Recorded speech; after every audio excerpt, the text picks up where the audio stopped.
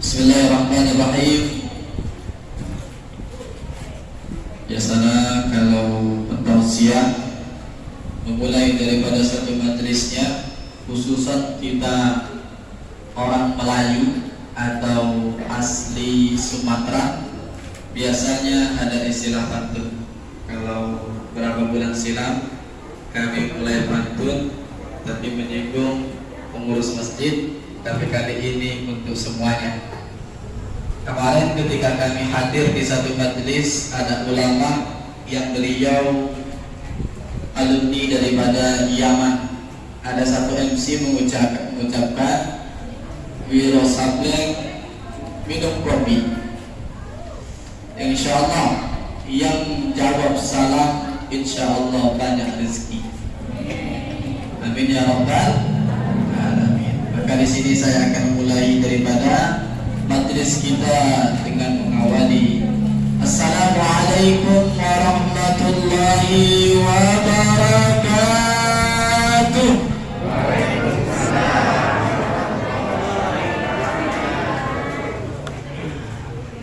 Menurut pengamatan kami, ada 3 tanda manusia ketika diucapkan salam tidak menjawab. Pertama, ada masalah. 2, tak fokus. 3, banyak hutang. Maka saya ulangi lagi, sebab mengapa salam itu artinya doa. Bagaimana ketika orang mendoakan tidak menjawab? Kira-kira kalau misalnya ibu-ibu manggil suaminya kak, oh kak, 3 kali dipanggil kakaknya tak jawab, kira-kira lemah bu? Tidak enak. Begitupun kita sesama muslim. Saya ulangi lagi supaya Masjid Al-Falah ini makin barokah dan seluruh jamaahnya sukses di akhirat dan bisa berkumpul di surganya Allah Subhanahu wa taala. Assalamualaikum warahmatullahi wabarakatuh.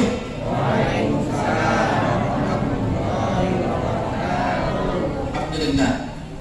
Alhamdulillahi rabbil alamin.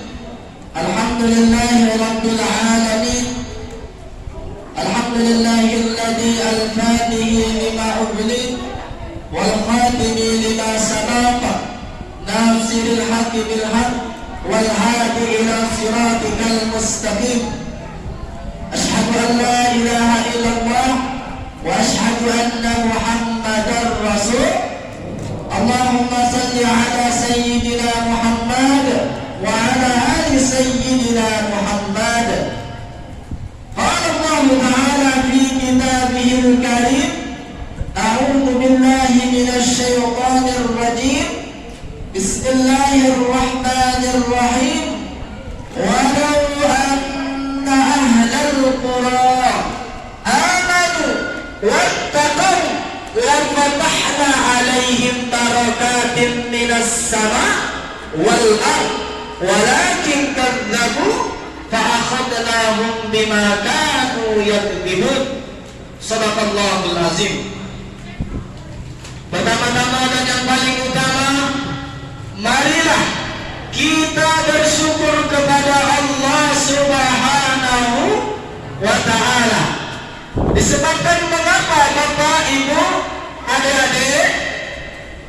Kenapa?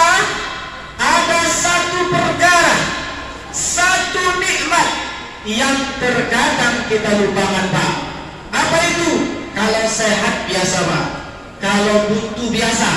Tapi ada satu nikmat yang Allah berikan kepada kita. Apa itu? Nikmat Islam. Sampai-sampai ulama mengatakan di dalam satu kitab, apa itu Islam?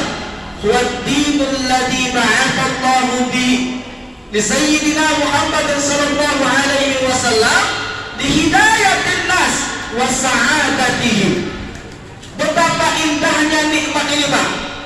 Nah, sekarang pertanyaannya, apakah kita mensyukur nikmat Islam itu dengan sebenar-benarnya? Sebagai contoh, Bu, Pak, Dek, kami di pesantren ada satu perkara yang ditanamkan oleh guru-guru kami, mengutip dari ungkapan Imam Imam Ibnu Malik, apa kata beliau? Ta'addabu wa ta'allam.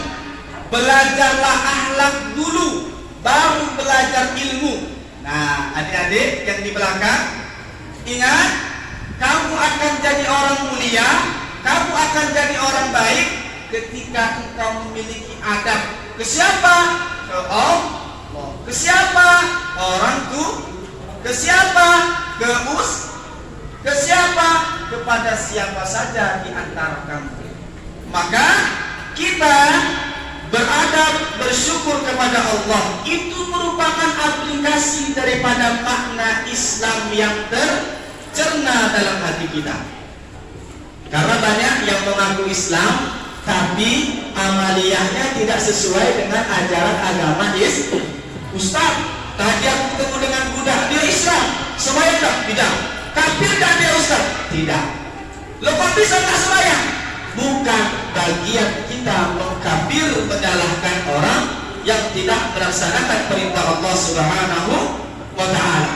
Selanjutnya, salawat dan salam tak lupa kita hancurkan kepada junjungan kita, Nabi besar Nabi Muhammadin sallallahu alaihi wasallam. Sedikit Pak Bu, kalau minggu lalu ustaz-ustaznya adalah guru kami semuanya, ada satu ungkapan ulama Pak Bu,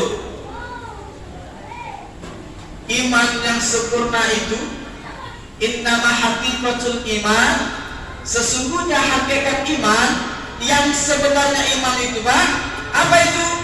Hinama, ketika sempurna iman kamu itu adalah ada cinta di hatimu kepada Rasulullah Sallallahu Alaihi Wasallam. Kira-kira Bu Pak, kalau kita selawat mau nggak? Mau tidak? Nah, tak kompak. Mau tidak? Anda ada? Kenapa? Ada satu ungkapan, majlis tanpa salawat seperti majlis bangkai. Artinya tak bagus. Maka kita jadikan majlis ini menjadi majlis yang dicintai oleh Rasulullah Sallallahu Alaihi Wasallam. Salatullah,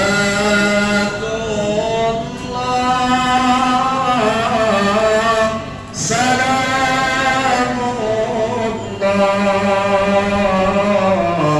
ala Taha Rasulillah. Salatullah, salamullah ala Yasin habibillah. Adik-adik di belakang kita selawat kencang-kencang biar nanti antum jadi anak yang solehah semuanya. Salatullah, salamullah ala Taha Rasulillah. Salatullah, salamullah ala Yasin habibillah, ala Yasin habibillah.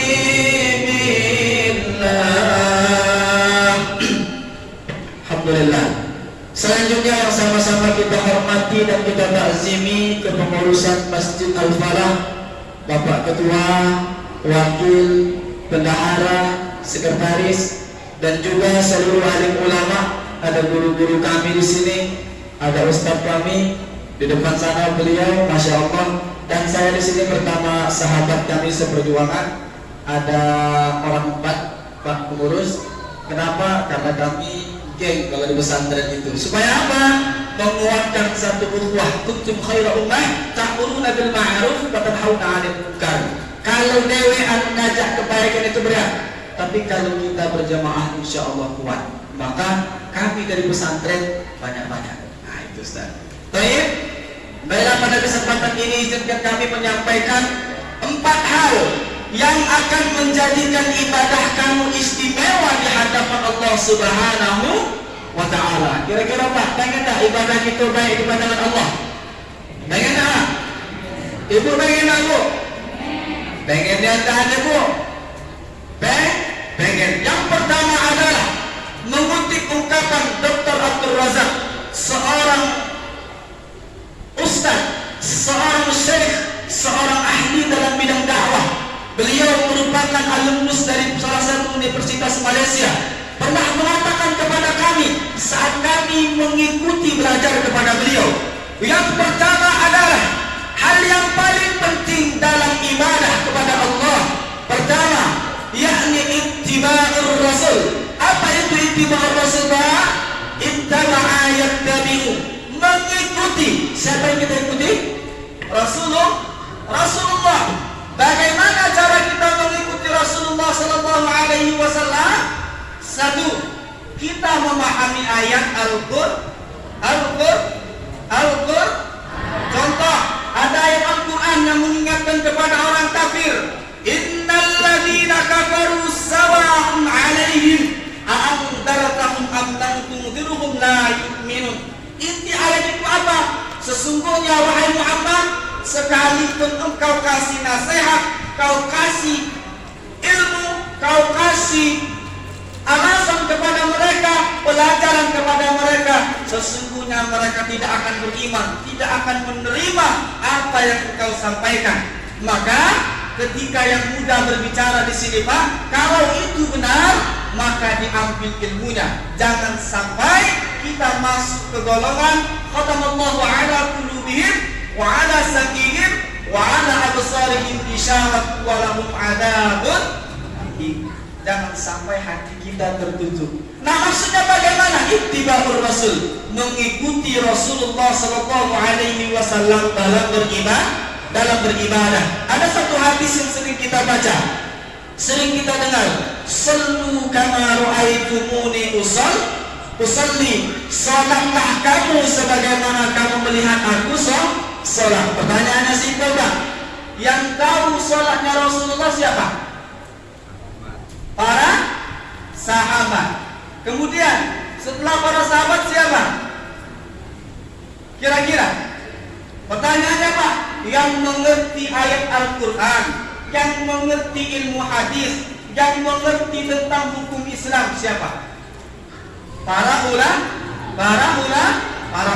Kalau kami Pak di pesantren, contoh, mengikuti Rasulullah sallallahu alaihi wasallam dengan mengkaji hadisnya, kemudian fikihnya, tauhidnya, kemudian tafsirnya, supaya apa? Ibadah kita lebih baik daripada ibadah sebelumnya. Kemarin kami sampaikan kepada Bapak dan Ibu, ada satu perkara yang kita lupakan, yakni apa? Meninggalkan perkara belajar kepada seorang guru, belajar kepada seorang ustaz. Tapi yang paling penting adalah ittiba'ur rasul. Maka kita dapatkan itu dengan kita berguru kepada para alim ulama yang memiliki mata rantai ilmu pengetahuan.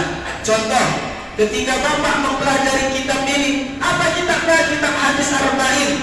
Dari mana Bapak dapatkan? Dari ulama ini, sampailah ke Ustaz Soleh, dan saya belajar ke Ustaz Soleh, saya mengajarkan kepada Bapak semua.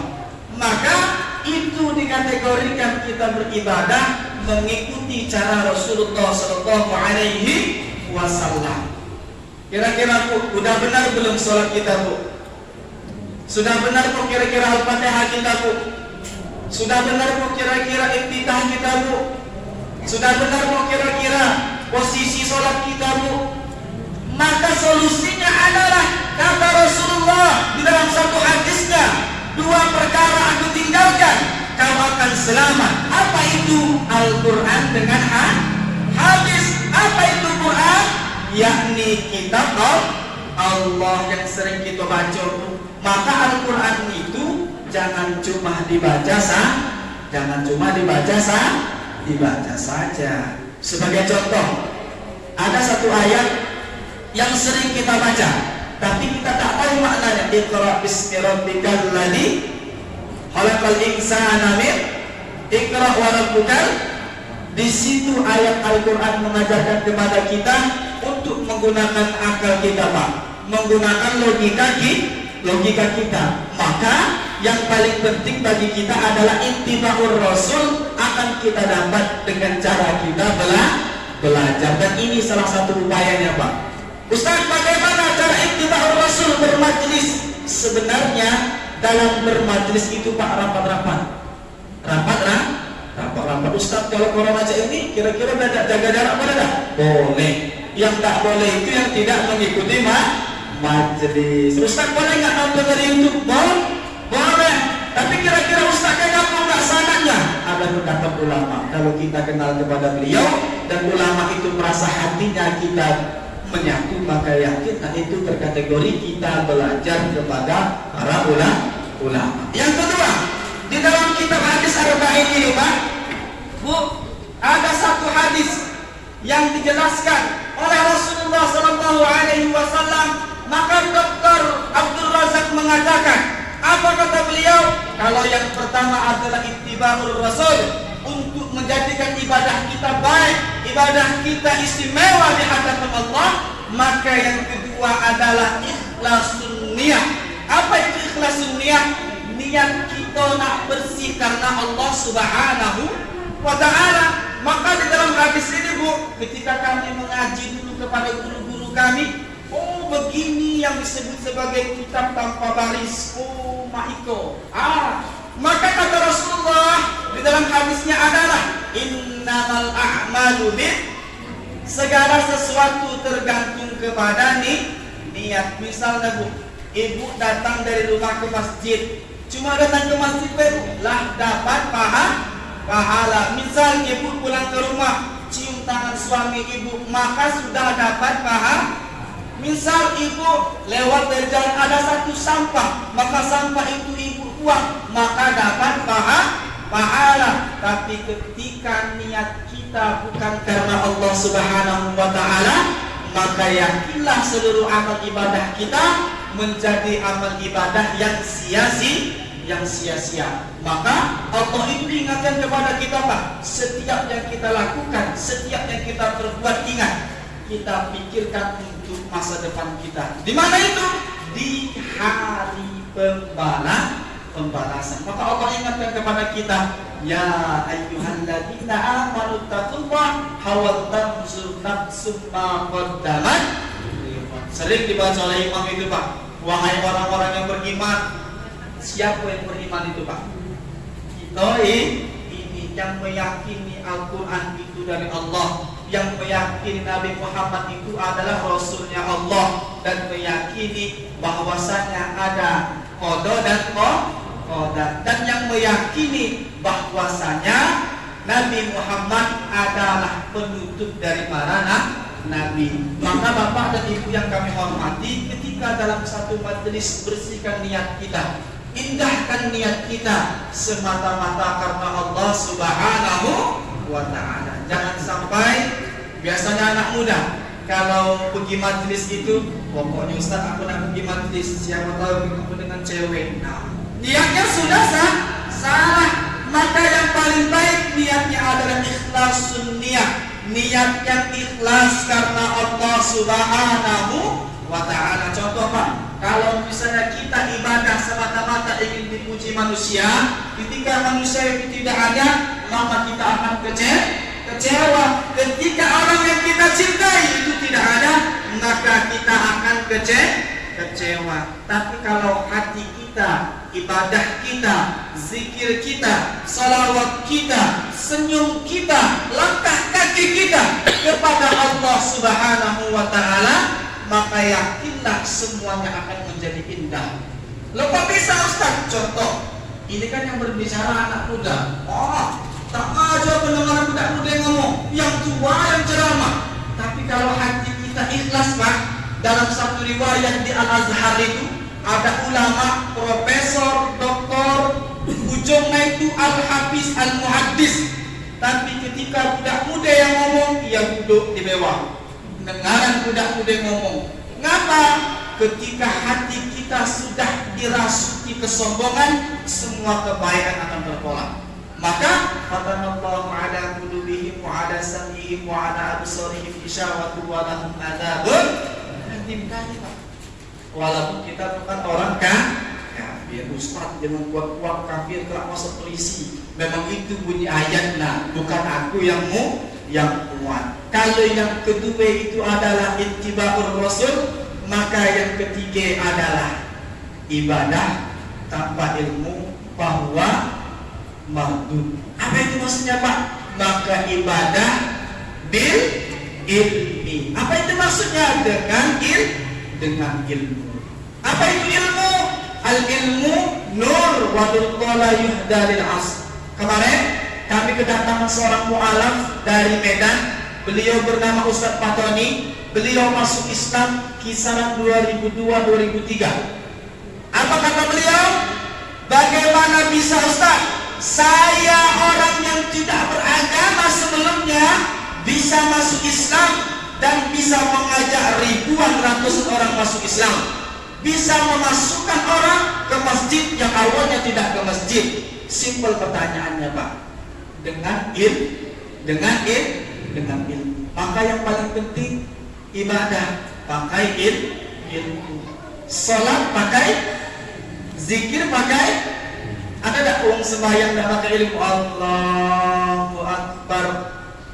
Kalau tak pakai ilmu yang dibacanya qul huwallahu ahad, bukan Al-Fatihah terlebih dahulu. Sami'allahu liman hamidah, terbalik, tidak sesuai dengan urutan daripada sholat. Nah, maka dengan ilmu tadi, Pak. Lalu bagaimana Ustaz aku bisa mendapatkan ilmu? Fas'alu ahlan dzikr in kuntum la ta'lamun. Maka kuncinya agar dapat ilmu banyak-banyak bertanya, banyak-banyak mengikuti majelis. Ada satu ulama, nama beliau Profesor Dr. Muhammad Alwi Al-Muhaddis Al-Makki. Beliau keturunan Rasulullah, pernah mengatakan dalam ungkapannya, lazirtu ilal an abhatu ala man yu'alliman. Sampai akulah jadi profesor, sampai akulah jadi hafal Quran, sampai akulah hafal ribuan hadis, sampai akulah menguasai ratusan kitab, sampai akulah menguasai banyak bahasa, tapi sampai makari aku masih dari ilmu agama. Maka wajar kalau ada ungkapan tuntutlah ilmu dari buaya sampai ke liang. Nah, liang kalau masih baca bergelang, terangkat, terumpak dan sebagainya, pergi belajar awak. Mengapa? Ada satu ungkapan, kamu nanti ketika tidak bisa baca Quran, kamu akan terbangun di yaumil mahsyar dalam keadaan buta. Nah, kira-kira pengen dewa. Orang kelek segala hari itu, tubuh terkena baca kelek. Gara-gara tubuh tak pernah baca Quran, gara-gara tubuh tak olah sembahyang, gara-gara tubuh tak pernah masuk masjid. Pernah Ustaz aku masuk masjid, begini pas aku nak sembahyang orang. Jangan sampai. Maka yang ketiga kali adalah ibadah dengan ilmu. Ustaz, bagaimana cara kami mendapatkan ilmu? Yang kami dapat, yang kami pelajari, Pak, maka carilah ilmu kepada ulama.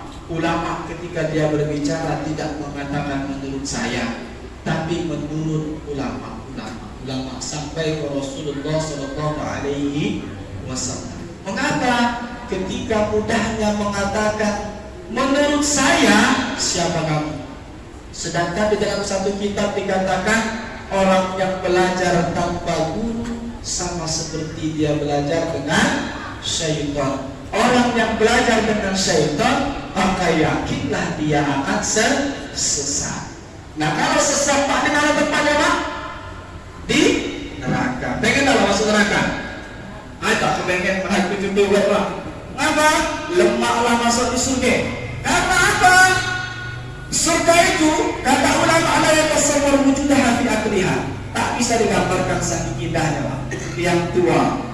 Ada yang kira-kira, Pak, yang masuk surga itu tua? Kira-kira, Pak? Ada deh? Ada deh, Pak? Nah, suatu ketika dalam satu riwayat Rasulullah ditanya oleh seorang yang tua, wahai Rasulullah, ada ada deh kira-kira di surga kira orang tua. Uji Rasulullah tak ada.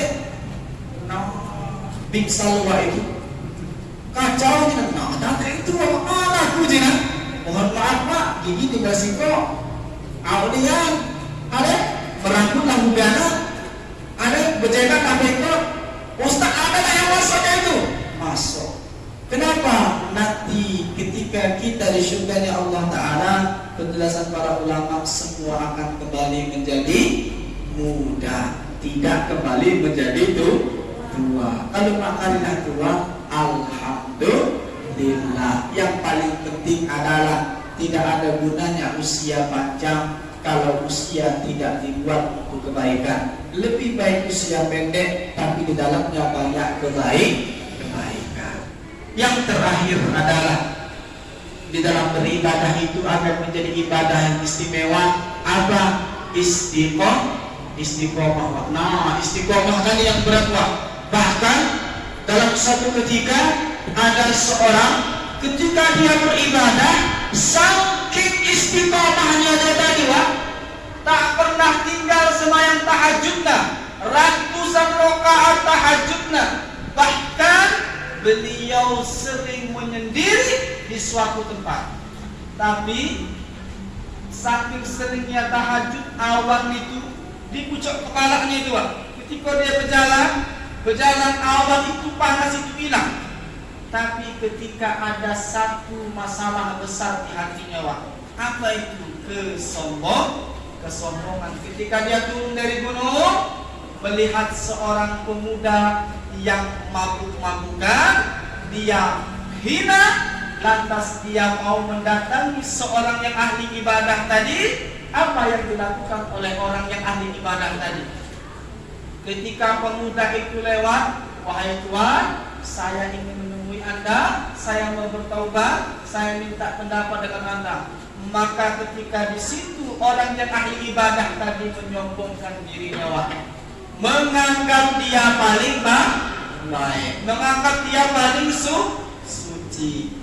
Maka yang terjadi adalah Allah ubah daripada nasibnya. Yang tadinya adalah hina, dia menjadi baik dan menjadi ahli ibadah, menjadi ulama. Sedangkan yang ahli ibadah tadi menjadi ahli maksiat di pasar. Gawenya adalah minum-minuman, judi-judian dan sebagainya. Nauzubillah min dzalik. Mungkin ini saja yang dapat kami sampaikan, tak bisa panjang karena waktu.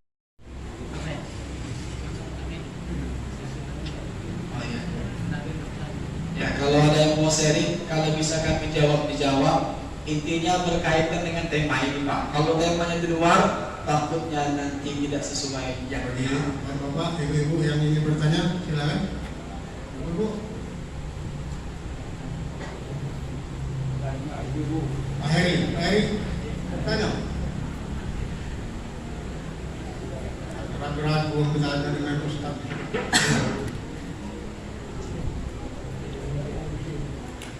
Bertanya tidak ngerti sama-sama berapa?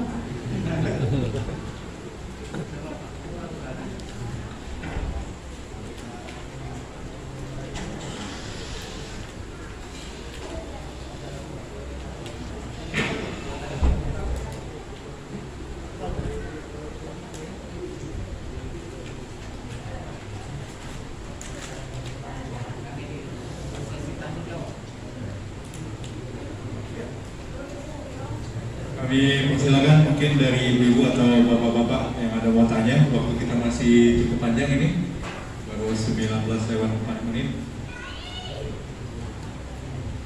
Assalamualaikum warahmatullahi wabarakatuh. Ada pertanyaan ini masalah ini sholat Ustaz. Jadi ini tadi sholat subuh itu ada doa kunut. Jadi doa kunut ini yang dari pangkal sampai ke tengah itu disuarakan. Dan yang itu ada yang tidak disuarakan. Ada lagi ditambah itu Pak Ustaz doa itu. Aku kurang ngerti. Ditambah itu. Apakah boleh itu Pak Ustaz? Assalamualaikum warahmatullahi wabarakatuh. Waalaikumsalam warahmatullahi wabarakatuh. Nah, kan ini pertanyaan mantap, Pak. Kalau tak salah itu dah pernah ada cerita waktu itu menyaksikan. Jadi yang memang kunut ini kan untuk sunnah. Boleh dikerjakan, boleh tidak. Tapi ada satu ungkapan di dalam satu kitab itu, Pak, apa itu sunnah? Dikerjakan dapat pahala, tidak dikerjakan tidak apa-apa. Tapi ada pendapat para ulama, tidak dikerjakan kita rugi. Jadi kalau tak ada sunnah itu rugi. Nah, bagaimana hukumnya Ustaz ketika orang baca kunut ada yang mendiam? Misalnya Allahumma hdina fi man hadait wa afina fi man afait, diam sampai wassallallahu alaihi wasallam Muhammad itu ya. Nah, bagaimana Ustaz hukumnya? Kemudian ada juga yang baca itu Allahumma antas salam wa minkas salam wa ilaika ya'udus salam. Bisa ditambahin lagi. Itu hukumnya jadi segala. Nah, yang tak jadi dua sih kok tak sembahyang subuh. Dua. Kenapa? Cuma kami juga tahu dikit. Ketika kita sembahyang di imam orang di kunut, maka kita ikut berkunut. Ada? Ketika orang tak dikunut, maka kita hormati orang tak dikunut. Sebab kenapa?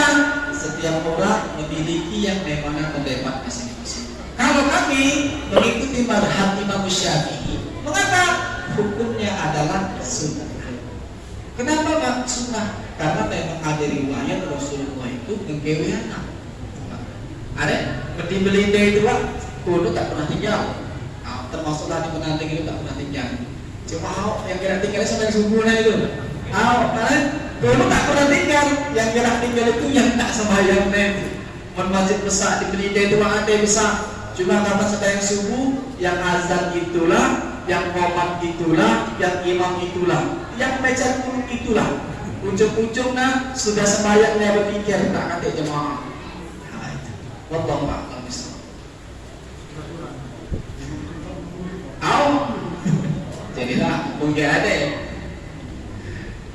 Ya, silakan mungkin ada bapak-bapak. Ibu yang mau nanya yang ada yang baik. Ada.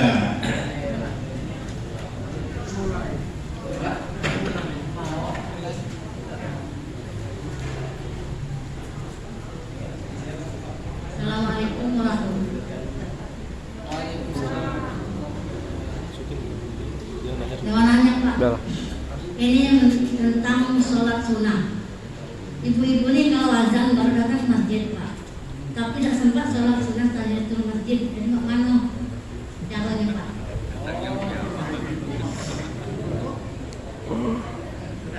Maksudnya kalau dulu tak sembahyang sholat sunnah tahiyatul masjid, ada? Kalau mana? Jadi untuk sholat sunnah tahiyatul masjid itu untuk menghormati masjid. Anwa salah sebut ulama tebibi ulama.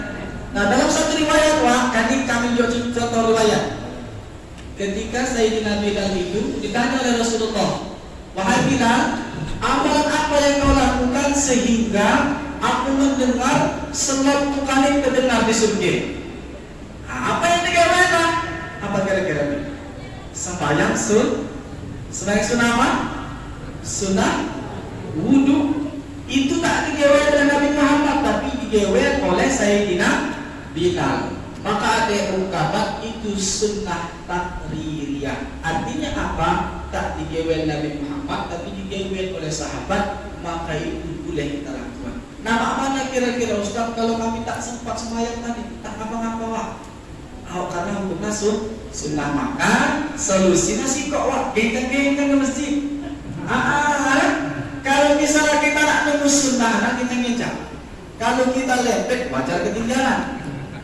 Nah, kira-kira Ustaz, kalau aku tinggal, tak apa-apa, aku sembahyang berjamaah sedikit aja kan.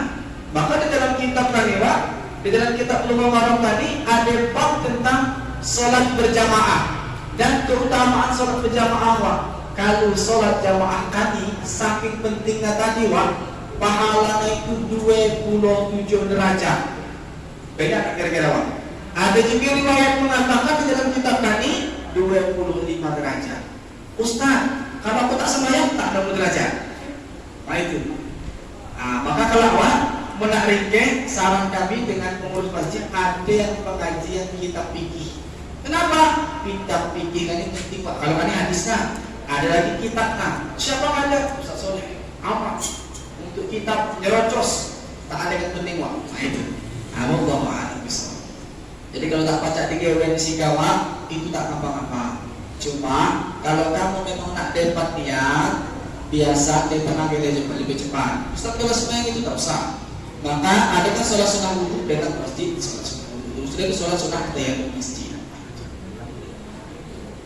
Assalamualaikum warahmatullahi wabarakatuh. Waalaikumsalam. Kami sudah habis sholat jadi Pak yang terakhir. Assalamualaikum warahmatullahi wabarakatuh. Pas kita nak doa, betul Pak. Apabila doa kita tadi diterus boleh berdoa, apa kita stop? Itu saja Pak. Pas kita nak salam kita nak berdoa. Tapi tuang angin. Oh ya. Jadi yang memang berdoakan nih Pak, sebenarnya bela-bela ke atap itu Pak ya. Yang namanya berdoa itu kan di mana wa idza sa'alaka ibadi anni fa inni qarib ujibu da'watad da'i sampai akhir ayat. Jadi ada yang mana adab tuh. Jadi adabnya. Jadi kita walaupun kita terkejut pun tak ngapa-ngapa kita berdoa sebenarnya. Tapi yang ringkih itu dalam keadaan kita dosen. Maka yang ringkihnya ketika kita terkejut kita kamar mandi kita wudhu. Kenapa? Istilahnya kita nak ketemu dengan pejabat, maaf Bu, ada busuk biasa kita tuh. Bangku tak sebang bangku, kalau tak lemah ya. Contoh ketemu dengan wali kota, gigi belum disikat, ada nak ngomong dengan wali kota, tak cocok. Maka adab kita kepada Allah Subhanahu Wa Taala lebih ringkih kita wudhu. Sama kalau kita sembahyang Allahu Akbar terkejut betul sekali betul. Tak usah ditahan Bu. Tak apa-apa Ustaz. Dikit-dikit ada aja. Tak aja. Kenapa hukum asal dari bikinnya itu jatuh ke benar? Kalau betul, tapi nak ringkih adalah berdoa lebih baik kita wudhu lagi. Ada? Wallahu a'lam. Sebenarnya kalau pendapat ulama itu banyak perincian. Bahkan mohon maaf Bu ya. Dalam berdoa pun itu ada adab Pak. Jangan langsung ya Allah mintalah sebagainya. Maka kalau kami belajar kepada guru-guru kami dari awal a'udzubillahi minasyaitonirrajim. Bismillahirrahmanirrahim. Alhamdulillahirabbil alamin hamdan syakirin hamdan na'im hamdan yuwafi sampai seterusnya. Allahumma shalli ala sayyidina Muhammad wa ala ali sayyidina Muhammad. Bahkan para ulama mengatakan kalau doa kita nak cepat mustajab masukan daripada sifat-sifat Asmaul Husna. Allah ya Rahman ya Rahim ya Malik ya Qudus ya Salam. Kita masuk itu Bu. Nah, maka yang cek itu yang menyebabkan doa kita mustajab. Yang ringkih lagi adalah kita paham makna. Tak pernah mungkin kita berdoa waqti dan sebagainya. Kita berdoa sampai nangis Allahumma antas salam. Kita minta dengan Allah Allahumma ighfir lana wa liwalidina. Tak pernah sampai itu. Kenapa? Antara lisan dengan hati kita tak sambung. Maka terkadang mohon maaf ketika ada yang ngomong hati itu bukan yang tak satu, maka itu yang menyebabkan hati kita tertolak. Belek-belek adalah tasbiyatun nafs, pembersihan hati. Ada Ibu, mohon maaf. Ada satu riwayat kisah, walaupun tak ada belek ke pasar tadi, keutamaan doa tadi. Ketika seorang santri mondok di Tarim bercerita kepada gurunya, wahai Syekh, saya cium tangan kepada antum bolak-balik itu Bu ya, salaman antara murid ke guru, kemudian berapat-rapat antara lutut dengan lutut. Tapi ditanya oleh Syekh itu, wahai anak muda, pernah tidak kamu melakukan perkara ini kepada orang tua? Lantas anak muda itu ngomong, tidak pernah saya lakukan. Maka Syekh ngomong, demi Allah, demi Rasul, sesungguhnya ada satu doa yang doanya pasti terkabul oleh Allah. Apa itu wahai Syekh? Katanya, doa orang tua. Maka jangan sampai kamu dengan guru seperti itu dengan orang tua tidak. Sama Bu, mohon maaf, kita dengan atasan kita sampai bersujud-sujud, tapi dengan orang tua kita tak sekalian. Kalau atasan itu ada masalah yang tahu, orang tua tak ada masalah. Wallahu a'lam.